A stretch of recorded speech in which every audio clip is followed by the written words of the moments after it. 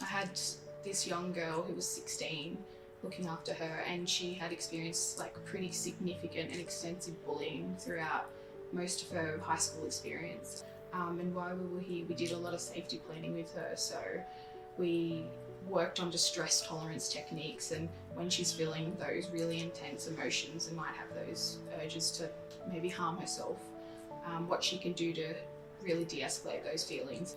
The next time I came on shift, she had made her own little keychain with all the little like strategies that she could do and all these little like prompts, and she made two so she could take one to school and have it on a school bag, and she gave one to her parents as well. It was great.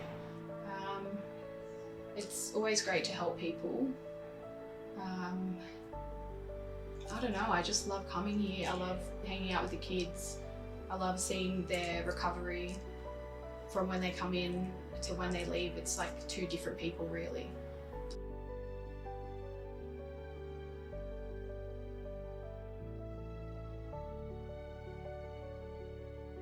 We see some sort of like personality disorders, some depression.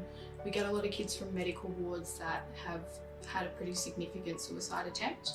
And we also sometimes get children that have an eating disorder.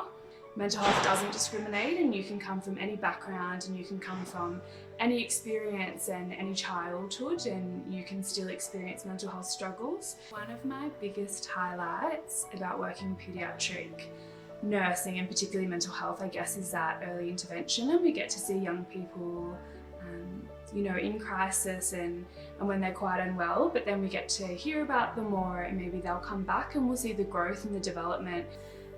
And it's a really great way to connect, and then I see them helping other young people with those strategies that we've implemented. I think that's really nice.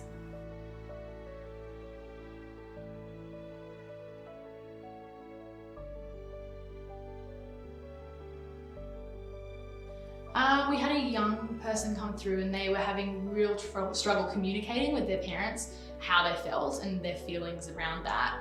And then one session it was a creative modality, so I said, there's letter writing. And for this young person in particular, it was kind of a flow-on effect. She was able to write that letter and have that breakthrough moment, and then was able to actually kind of bring that to her parents and show them, even though I couldn't maybe say it verbally, but this is how I'm feeling. I think that in this context, so often there's, doctors, there's so many different people coming and asking how you're feeling, and it's all verbal. And so I think having a place where these young people can come and they can just create, giving them just an hour of that is just so valuable. And you can see that they're really, they just want to be there and they're happy to go to it, and it doesn't seem like therapy.